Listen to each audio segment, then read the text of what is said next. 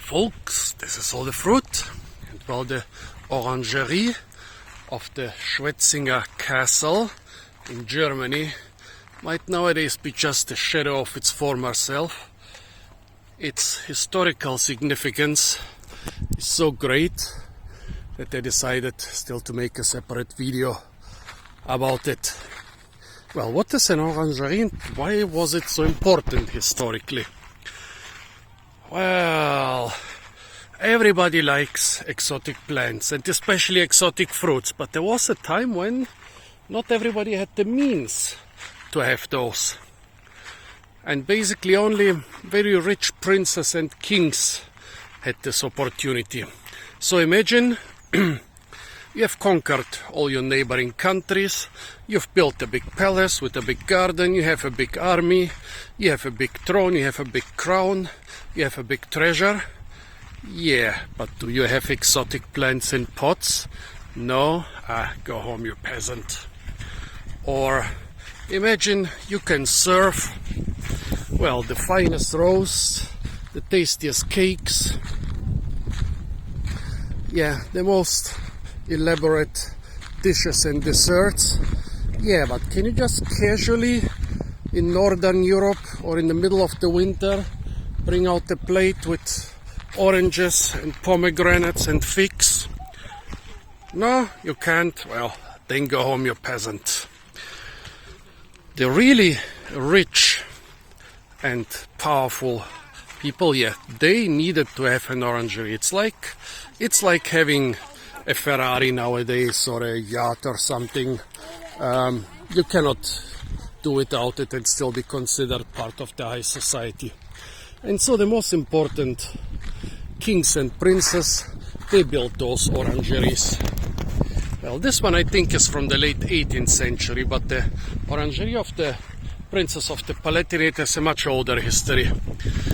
First it was in the old capital of Düsseldorf, then it was brought to Heidelberg by ships and by ox carts, which was a giant logistical feat centuries ago. Then later there was one in Mannheim, and then when the castle in Schwetzingen was made into a palace with a big park, they made an orangerie here, and they brought the big collections from Mannheim and from Düsseldorf to here. They say that from Düsseldorf alone they brought like 400 something citrus trees and 300 something other trees. I guess now they will have less than 200 pots here total. Well, how did people grow exotic subtropical or Mediterranean plants without modern technology? I think all those orangerie stuff, it started like in northern Italy and southern France, where you had quite a mild climate, but not mild enough for all those citruses and pomegranates and stuff. So people used to put them in pots, and then in winter they put them in some rooms. And the funny thing is that in older time they thought that heat is more important than sunlight for those plants. Nowadays we would usually put such Mediterranean or subtropical things in a cold house.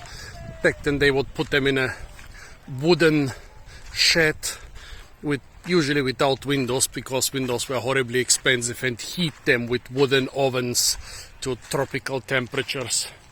And then of course poison the trees and the soil with arsenic and other things, because of course those damp hot conditions in those old greenhouses were not very good.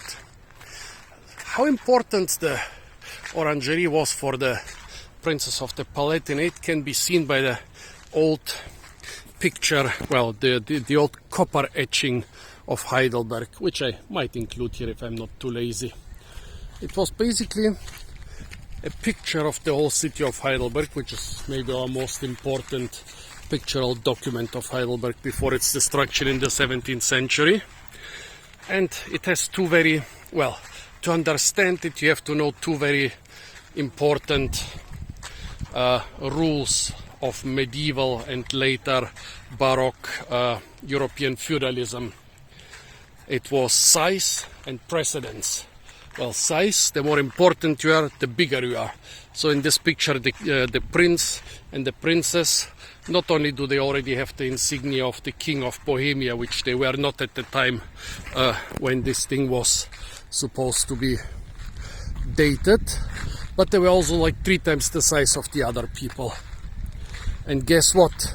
The orange trees in their pots, they were almost half the size of normal forest trees, despite the fact that actually they were just 2 to 3 meters high potted orange trees. Also precedence, what comes first is the most important one. Of course, in the legend of this picture, where they write down what everything is, well, the first thing is, of course, the prince and his wife. The second thing is the castle. The third one is the castle park. And the fourth one is the orange collection. Only after that comes the famous Heidelberg University and the churches and monasteries and other important things. So this collection was horribly important. Well, it has suffered a lot. The pots look still kind of historic, but the collection is kind of small and not that significant anymore, but it's still being maintained in a very nice way. Let's see what they have here. First, an olive tree, even with some small, basically useless olives, and here another one. Seems to be some very primitive cultivar, which is, of course, the olives were not really important for the potted olives, were not so important for the fruits, because what do you get from the olive? You get oil and you get pickled olives, and of course both you can import from Mediterranean countries. You don't really need to pick them here from the tree, so the olives are basically just for show. Here we have a palm tree. What is this? I would say that this is a Trachycarpus. Well, the fruits are kind of ediblish, but not really.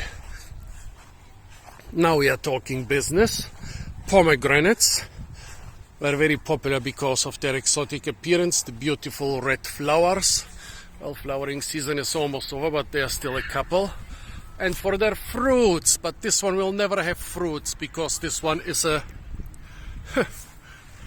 you see, all the male sexual organs have been turned into showy organs here in order to make the flowers more showy, but this one will have no fruits.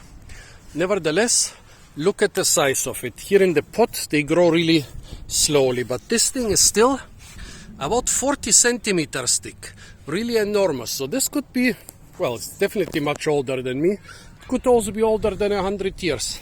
Tell me, folks, what a potted pomegranate tree, which is like 40 centimeters thick, how old it should be. Oh, look at those incredibly narrow rings on the tree. Must be ancient. A date palm, but is this a Canary Island date palm, or is this an African date palm? It's a bit thick, so I would say more like Canary Island date palm, but the leaves are kind of bluish. So it would be more like African date palm, or maybe it's a hybrid. Also, this plant would not have been so interesting for the fruits, because fresh dates were not very well known here in the West, but you could always, if you had the money, buy dry dates. So another tree just for show. Of course, very exotic look, because there are no native palms in Germany. Here another pomegranate. A yucca, which is being called a palm, but is not. Let's see what we have here.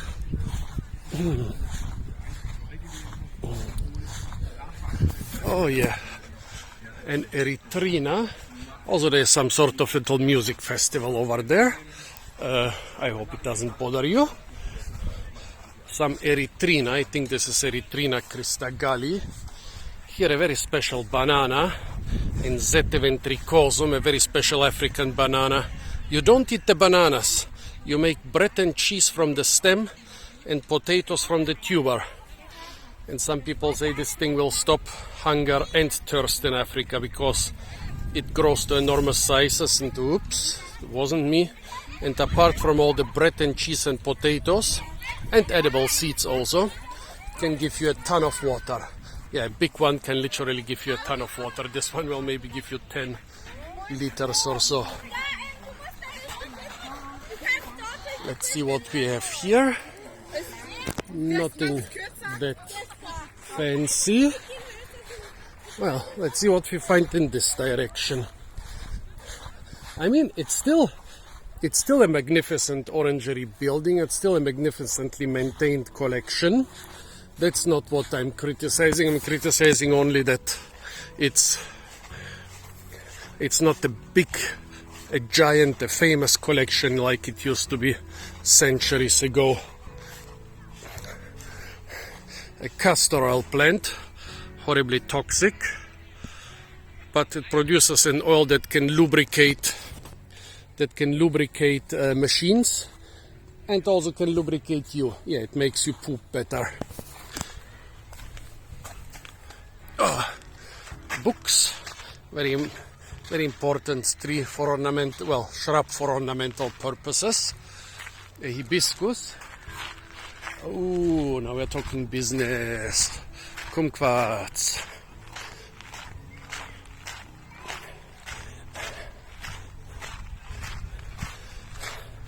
Oh, this is not your average everyday kumquat. This is a very small one. Look at the size of those fruits. This is not one of the commercial ones. Unfortunately, they have no labels. I really would like to know what this one is. They're spraying it with something, apparently. Not a lot of citruses. Apart from the kumquat, I saw only those two. Also, not so many old trees anymore. I remember 20 years ago, they had a lot of old trees, old citrus trees. More old pomegranate trees. I guess the pomegranates have survived. But the citruses? There are two more over there.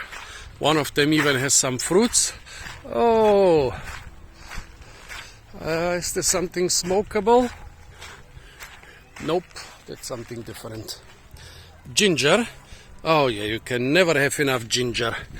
Ginger is always great. Look at it, and they haven't harvested this for years or for decades. The whole pot is filled with ginger tubers. Oh, here two more citruses. That would be 5, 6, 7. I see a total of 7 citruses in this collection. They had hundreds before. Don't even know what this is. Is this a puny mandarin, a puny bitter orange, a puny grapefruit? There's just one little strand of living wood on this thing. Yeah, a lot of ginger. Can never have enough ginger.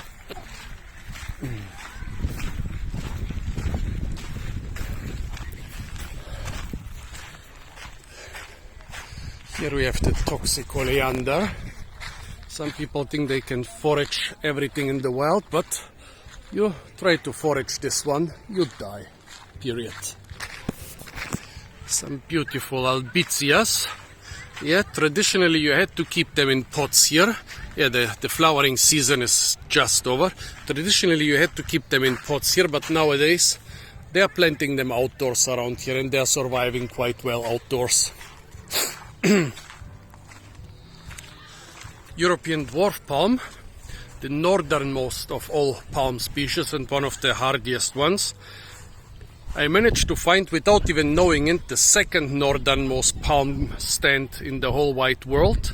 And then when I was looking for the northernmost one, I didn't manage to find it, but it was still a great adventure. I made a lot of long videos about it.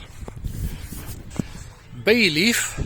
All those pyramids here in front are bay leaf. Yeah, bay leaf, just like buxus, is very easy to prune in different shapes. Quite fertile water, I would say. Here's some more citruses. Not sure what this is. Orangerie. Opening time. So it seems that we can look at this greenhouse from the inside. So this is not one of the oldest types of greenhouses. It's one from the time where you were already able to afford glass windows, but still you see only glass windows on the like southernmost side. All the other sides are closed. Also no light coming from above. The light is enough for most plants to survive the winter, but it's not a greenhouse like we understand it nowadays. It's more like a place where you would kind of save the plants, but they wouldn't thrive. And here you have the traditional greenhouses. I really doubt that the trees were this size compared to the people. I don't think they were managing to grow trees that size around here. But look at that. Every autumn they would build this house around the citrus trees. And because windows were not really expensive, it had only small windows. Small windows on this side, small windows on that side. Also windows you could open and close, like when it was warm enough you would give the trees a little bit more light. When it was cold you would close those wooden windows and just leave the glass windows open. Here we have the big ovens for heating the greenhouse. So you can imagine that in previous centuries only the wealthiest people, only the most powerful princes and kings could afford something like that. And so putting a bowl of oranges in the middle of winter, yeah, usually they fruit in winter, in a Nordic country like Germany, was a big deal. Nowadays,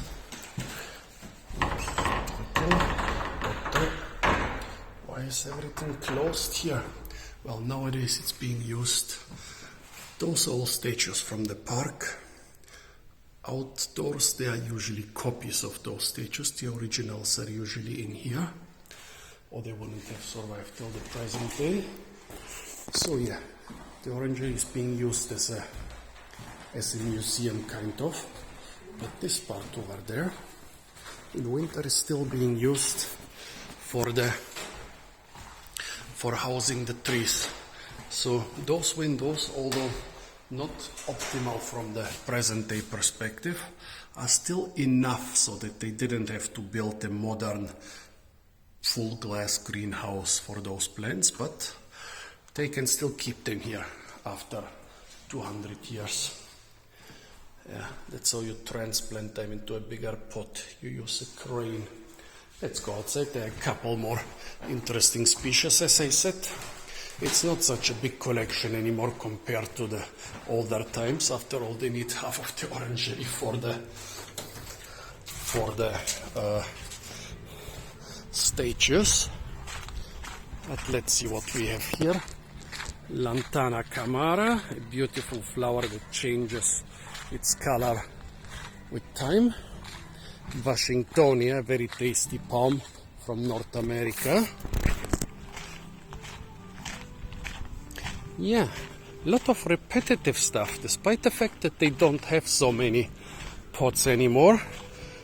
They don't really have so many different ones either. Lantana, Lantana, Lantana, Washingtonia, Washingtonia, Washingtonia. I'll give you that, it's still very beautiful. The building is well maintained. The garden is well maintained. The trees are well maintained. But it's not what it used to be. It's not a collection that would stun everybody around here. I think this is a jelly palm. Correct me if I'm wrong. I think those are both jelly palms. Nowadays you could also plant those outdoors. Back then, yeah, you had to keep them in pots, but nowadays you could put them outdoors. Here, this now is a bitter orange, definitely. This should be a saval or a cabbage palm. A pomegranate. Yeah, back then you had to put it in a pot. Nowadays you can plant it outside with the climate change. So beautiful collection. If you're in the area of Heidelberg or Mannheim, definitely visit Schwetzingen with its beautiful palace/castle and its beautiful park. You need at least half a day for a short trip through the park, or better, one whole day, because it's big and beautiful. Apart from that, stay tuned for a lot more fruit videos. from the beautiful castle garden of Schwetzingen. And of course, don't forget to like, share, comment and subscribe.